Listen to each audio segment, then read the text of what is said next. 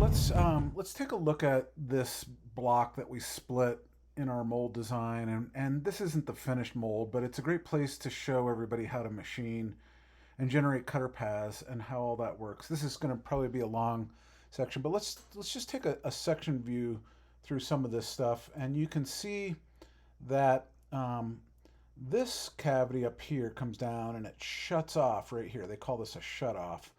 And remember, we capped off the holes right here. This is where we put that surface. And the same thing happens over here.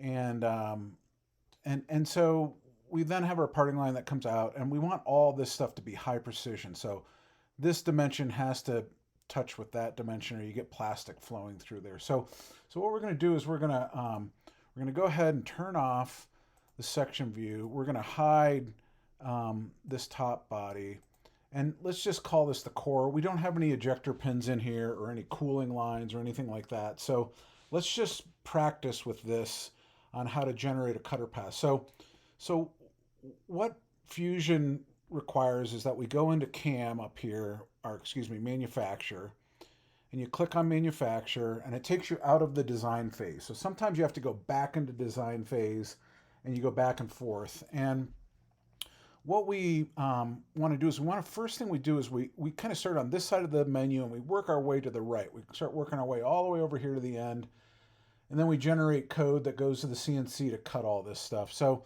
I'm going to go ahead and create a setup. We're going to create a new setup, and we're going to do it on this block. And look what it does. It creates this this visual image around there. So there's slightly more material out here. There's a little bit more above the cavity there. This is what we refer to as our stock. So when we buy aluminum or steel, we buy it a little bit bigger, and then we whittle it down until we get to the proper dimension. So you can go in here, and we need to select a machine first that we're going to cut this in. So we've got some machines that we've already set up in our system, and we're going to click on this Haas VF3SS right there. So this is the machine that we're gonna run it in, and when we select that, it knows how fast it goes and all the machine parameters. It's like setting up a printer. And then we're going to go over here to stock, and we're going to add like, I always like to put like 5 millimeters all the way around, and it's going to add more stock all the way around. And so now we whittle back from a block that's a lot bigger. And if you look at the top, the same holds true down here. All the way around, there's 5 millimeters. Sometimes like the saw cuts it at a crooked angle, and you want that material there to clean it up. If you don't have it there, you can't clean it up. But we're going to go back to the setup here. And you see all these little dots right here? These are like the center or the edge of the length of this line. And we want to be able to work off of the top center, like right up here in the middle of the block. A mold maker always works from the center out and down. And so what we're going to do is we're going to go in here, and we're going to pick this part right here as our stock point right here. And I'm going to click it right there. And we can, the Z is, the machine is pointing up. So Z plus means the cutter goes back up into the machine. And if we look at the X pattern, it's going in the wrong direction. So we can change the direction of the coordinates, and we'll just click on this right here, and we can change that to, we can make our Y selection this one right here, and I'll make that Y. And now it like went upside down. It bounces all over, and we'll have to go back, and we've got to select the block again. All right, you select that again, and then you can reselect that. And now our Z is screwed up, so we want to flip our Z over here. So we go over here, and we can flip to, let's flip the X first. We're going to say you are X, and this is the Z right there in that direction. So we have to kind of like flip things around until we get it so it's coordinated with the machine. So this is going to be, whoops, nope.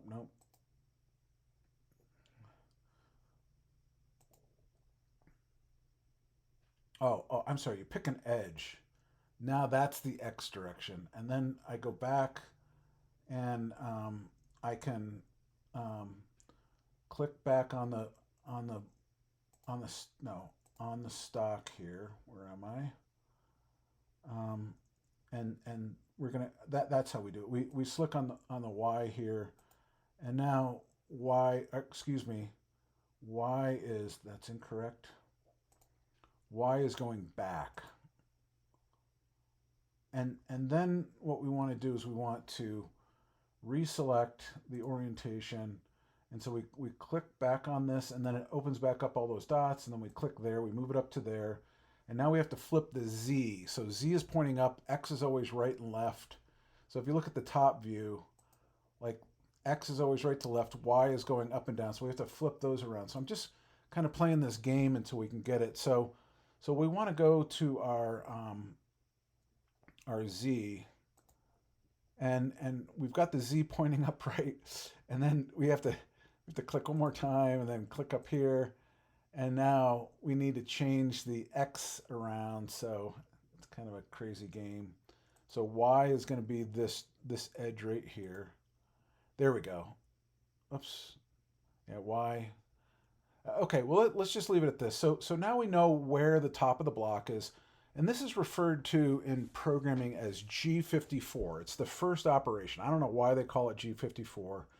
And then they go ahead and they change it to G55. If we want to flip the backside over, we would set up a coordinate system on the back. We create a new setup over here for G55 if we have to machine something back here, and we'll do that. So I'm just going to set that up there like that, and I'm going to hit OK.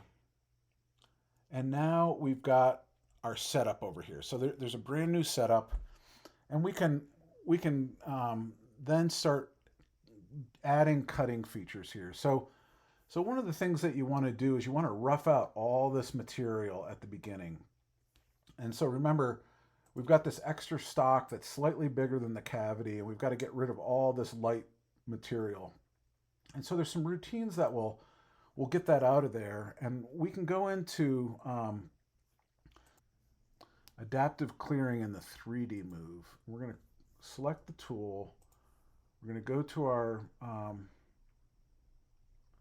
library. We're going to select the 20 millimeter end mill. We're going to select that.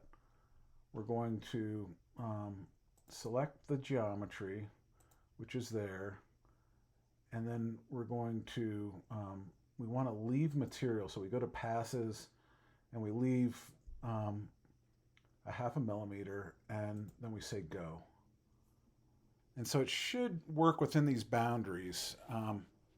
Yeah, there we go. So there's how it's reaching around. So let's just go ahead and take a look at this in a simulation mode right here. So we're going to go up to here, and we're going to go down to simulate, and we're going to click on this, and we're going to hit play down here. And it shows this thing working around, and it's going around, and it's just staying away from the cavity, and it's just getting all the raw material out of there. Now those are pretty big cuts. This is an aluminum. Steel, it'd break the cutter. But what we want to do is we want to do some stepping. So we're going to go back in and we're going to edit this cutter path. And so we'll go ahead and we'll exit the simulation. And we want to step down a little bit more. So I'm going to come back over here, and I'm going to right click, and I'm going to go edit, and I'm going to go to this passes. So we want to do multiple passes coming down. So we want to come down, and we want to, the roughing step is at 50 millimeters. So let's just say we're going to come down 5 millimeters. And we're going to, I think there's multiple steps down here. Let's see here. Minimize, use slot clearing. And we want to be able to make it come down in steps. So let's just see how this looks. So we can kind of watch it and watch it run its routine. And so now we want to see it drop down a little bit at a time. So if we if we look at the front view, these lines that are dropping down is how it makes a first cut and then it drops down a little bit further. And you can see that it's making these steps 10 millimeters or 5 millimeters at a time, and then it leaves that half millimeter on the bottom. We don't want to hit that on the first pass. We're just in like lawnmowers trying to get everything out of there. So I'm gonna highlight this right here, and I'm gonna go to simulate, and I'm going to go ahead and hit play. So now it's going around and it's just taking off 5 millimeters at a time, and it's just working its way around. And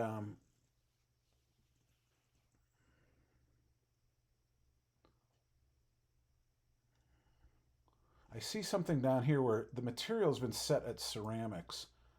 So I'm not sure why the stock is denoted as ceramic. So we have to make sure that we change the material to aluminum if we're cutting it out of aluminum.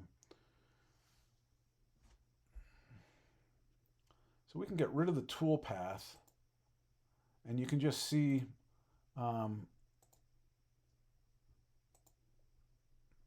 you can see it making all these moves.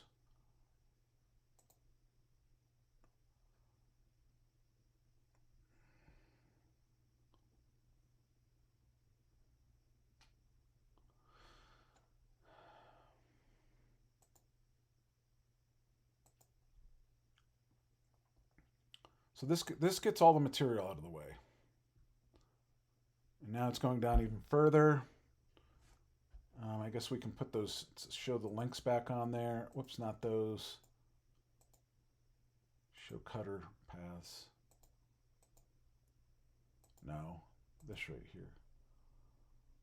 And so it's going in and it's removing all the bulk of the material. And so this is considered a roughing pass.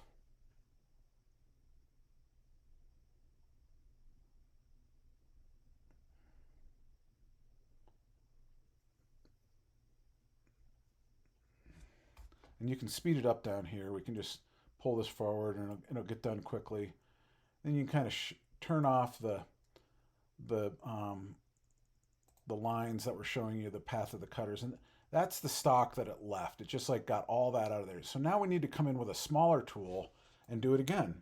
So I'm going to exit out of this simulation. I click exit over here in the right hand corner, and then I'm going to go ahead and copy this routine, and I'm going to right click on it. I'm going to say copy, and then I put my mouse in the setup and I right click and I say paste. And where's paste? There we go, paste. And then I'm going to change that cutter. I'm going to go edit, and I'm going to change this to I'm going to still leave a 0.5 millimeter clearance, but I'm going to change the cutter to a 10 millimeter diameter cutter from a 20 millimeter, so I can get in closer to things. So I'm going to go back over to my cloud library here, and I'm going to pick this 10 millimeter cutter, and I'm going to go select.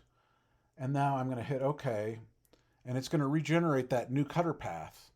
So this is a 10 millimeter flat end mill, and it's doing the same routine, but it's going to get in closer to all the material. And you can see this little clock going right here, and it's working on it.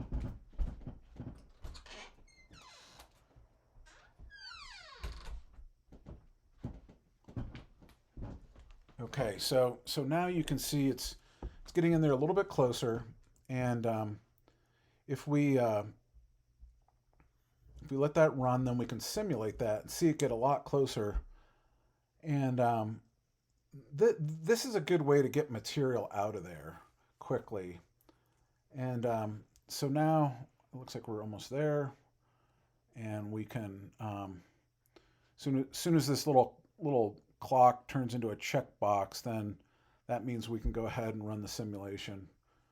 So these are some roughing routines that we'll use, and looks like it came down and cleaned up the outside edge here. It's still left, 0.5 millimeter all the way around it. So we're gonna right click and we're gonna say simulate, and we're going to, so it already knows what the previous cutter was and it shows that, but now we're gonna hit play.